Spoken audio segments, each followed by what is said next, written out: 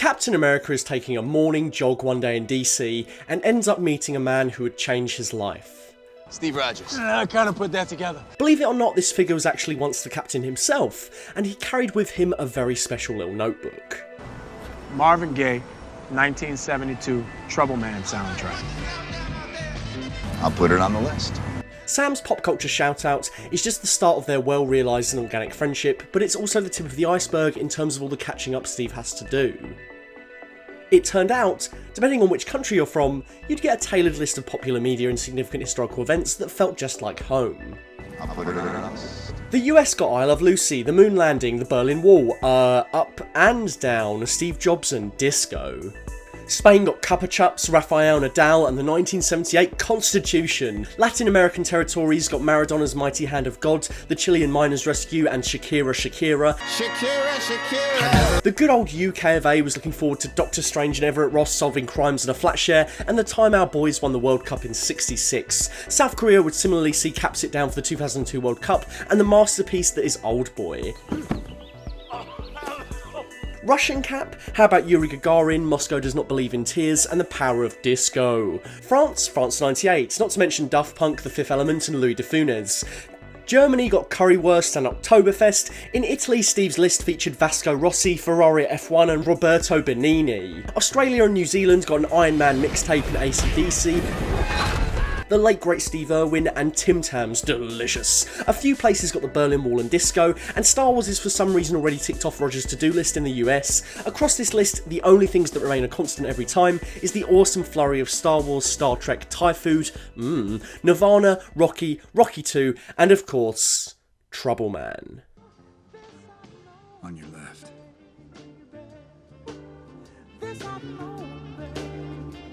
Rocky and Rocky 2 is my particular favourite because, as the Russos have pointed out, Cap is Rocky with super soldier serum. He has Sly's unbreakable spirit and down-to-earth earnestness, not to mention Rocky and Apollo Creed would totally be my 80s Cap and Falcon best buddy combo. And then probably Arnold as Thor. I wonder who would win out of Rocky 2 and Adonis Creed.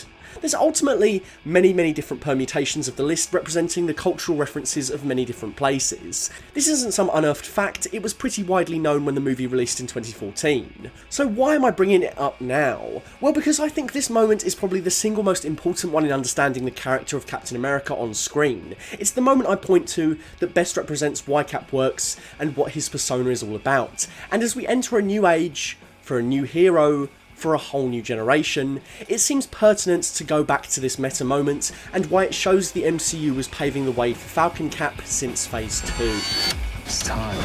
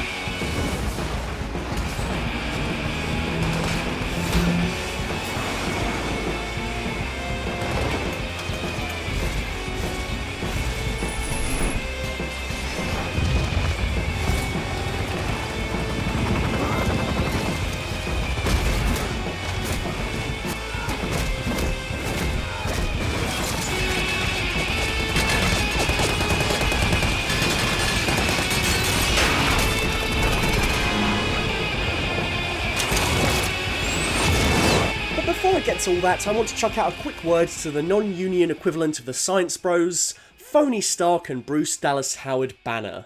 He exhausts me. Bring me the stone. Banner, you want a piece? No, not really, but when do I ever get one? That's right. It's been a while. Good to have you, buddy. Let's go. Banner, I need you to concentrate here. Where's your guy? I don't know, me and him having a bit of a thing right now. There's no time for a thing. That's the thing. Come on, let's go. Let's go. Well, if you're going to perish, at least go out in style with a pair of blue light protective shades from today's sponsor, Blue Blocks. I often find my eyes strained from blue lights, which encompasses just about everything I use 24/7 from my phone to my computer. Editing requires a lot of focus, and with focus can come eye strain. It can make it harder to sleep. When Blue Blocks gave me a pair to test out, I was skeptical of the results, but I found I've been sleeping a little better, and the effect of staring at screens all day long hasn't been so much of an issue. Blue light damages our eyes and leads to digital eye strain. Symptoms of digital eye strain are blurred vision, headaches and dry watery eyes. Blue Blocks was created to tackle these problems and block out the blue light with high quality lenses. Unlike other types of blue light glasses you'll find, Who does number 2 work for? Blue Blocks are evidence-backed and made under optics laboratory conditions in Australia. Blue Blocks has high-quality lenses for daytime, for nighttime, and for colour therapy. They have over 40 frames and come in prescription, non-prescription, and readers. Plus, if you use my promo code, you get a free nanotech upgrade.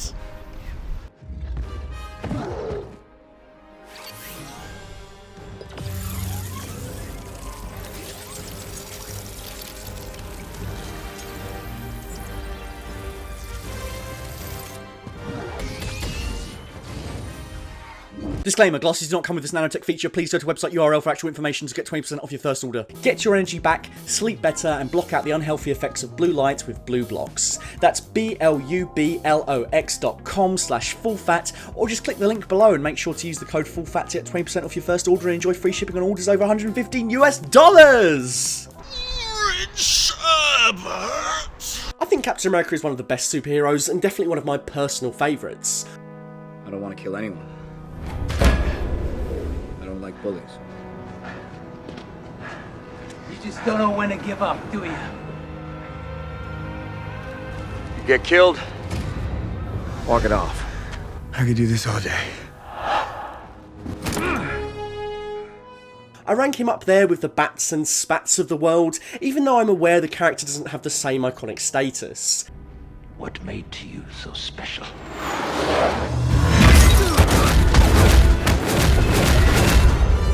Nothing.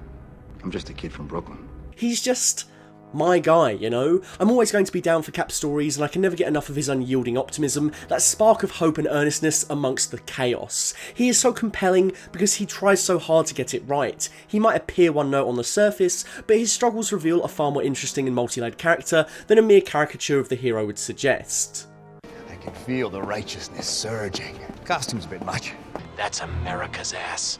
I've often had surprised reactions to Cap being one of my favourites, usually because he's perceived as too much of a goody two-shoes, too authoritarian and bootlicking, with basic powers, and why do you like Captain America anyway? You're Johnny English. I'm English. I get why Captain America can seem like an old, outdated comic book gimmick, a jingoistic power fantasy of American exceptionalism that seeks to jerk off the government and authority. By dressing up a character in the flag and having that hero save the world in America's name, it can seem like the property is implying America never makes mistakes, that its past is one of heroism, glory, and victory against all evil. Why would anyone outside of America like to watch a character like that? Why would anyone inside of America like to watch a character like that? But Captain America is not that. He is not a jingoistic mouthpiece for government and national strength. In the best comic and film adaptations, the character stands up to the aggressive, all-encompassing might of authoritarian control. Cap blows the whistle on S.H.I.E.L.D. S.H.I.E.L.D. is not what we thought it was. and is the first to refuse the bureaucratic shackles of the Sokovia Accords. Captain America, the symbol that transcends Steve Rogers, the man, is meant to represent the best of us, and how when all is said and done, people are all we've got. It matters how we act to each other. Cap is a character that galvanises people, that stands up for truth and justice and...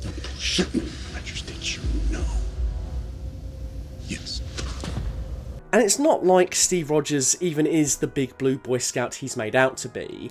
He does lie, he does screw up. Basically, when Steve Rogers fails to be Captain America, the idea. That's the guy my dad never shut up about?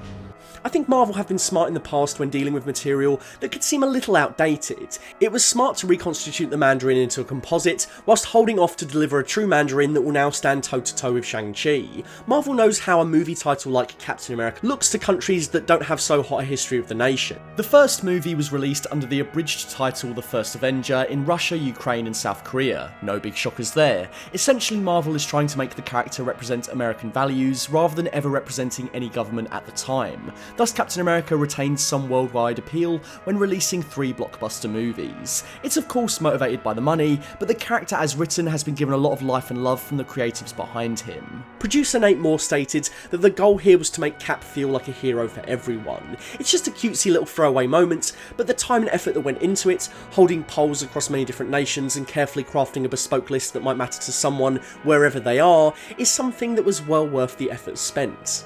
Here in the UK, the Sherlock connection came about by popular vote. The Radio Times did a poll, including a host of shows like Coronation Street, The X Factor and more. As weird as it is that Sherlock and Watson ended up in the MCU, it would feel really weird to imagine Chris Evans sitting down to watch Doctor Who and Father Ted.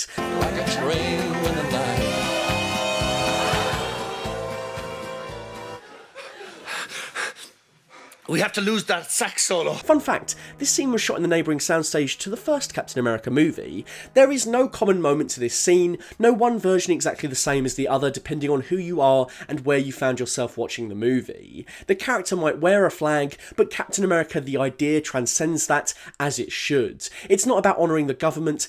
Symbols are nothing without the women and men that give them meaning. It's about honouring people. It's great to see Mackie begin to take up the mantle and inspire a whole new generation, and he was in my mind the only logical choice to take over. Bucky's great, but Sam's upcoming time as the Captain feels like it captures the spirit of this tiny but significant moment we got all the way back in his very first scene. The first episode of The Falcon and the Winter Soldier was fantastic, and it was because it understood the point of Captain America. More to the point, it didn't shy away from the fact that Sam is a black man living in America, and how the country has a long storied history of failing black people. Sam might be a larger-than-life Avenger with a wingsuit that allows him to go toe-to-toe with an attack helicopter, but he and his sister still struggle to get a bank loan. I knew it, Falcon! Yes, man! A few moments later. Things tightened up. Funny how things always tighten around us. Sam is revered as a hero, shown as an equal for the cameras, but when it comes to the help and appreciative responses that matter, the Falcon is left shortchanged. I think it would therefore be a stretch to suggest that the Captain America Disney Plus show has a glowing view of America and the way it treats its own citizens. Which is exactly how it should be. If any show should be criticising America, it's Captain America. Such ideas being tackled keep the material potent and relevant. It makes comic book adaptations more than simply mindless brawls. Whoa, easy there. Look, I'm on your side. After all, he's a hero.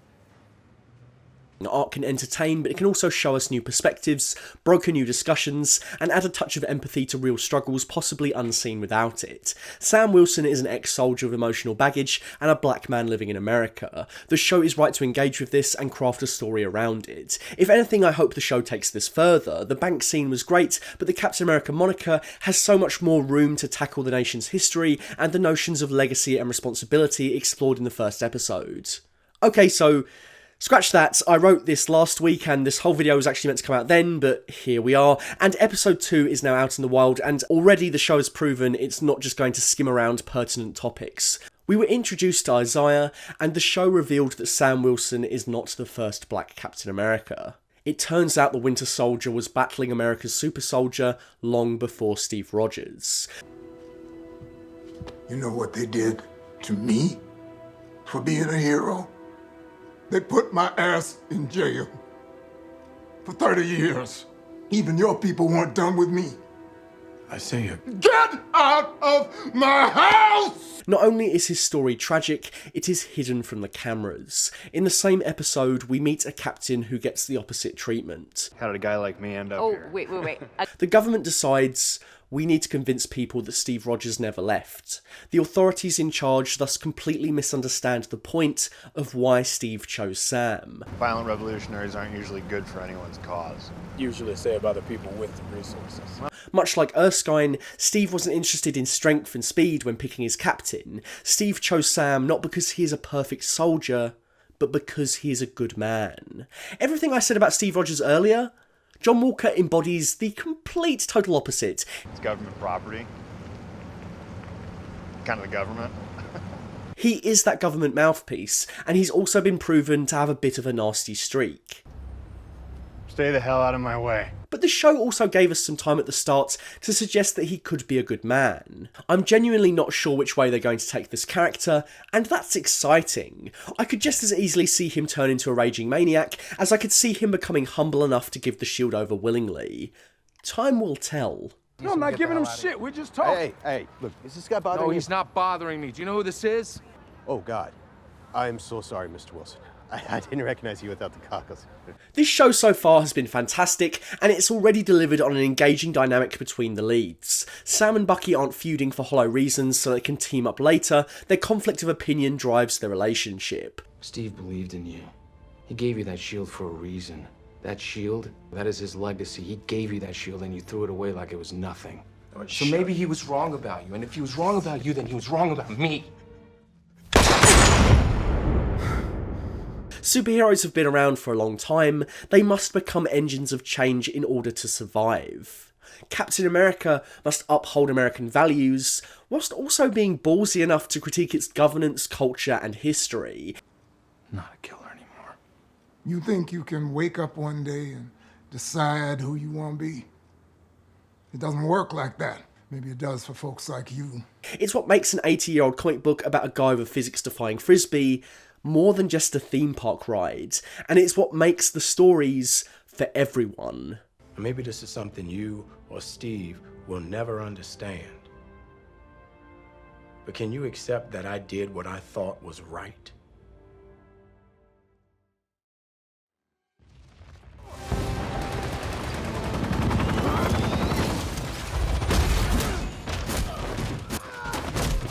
If you'd like to see that Falcon montage from earlier without music so you can catch all the hits and kicks in detail, head on over to my Instagram at full_fat_videos to check it out. Myself, Terry and Charlie are reviewing the Falcon and the Winter Soldier each week over on the Full Fat podcast, so please head on over there. The link will be in the description below.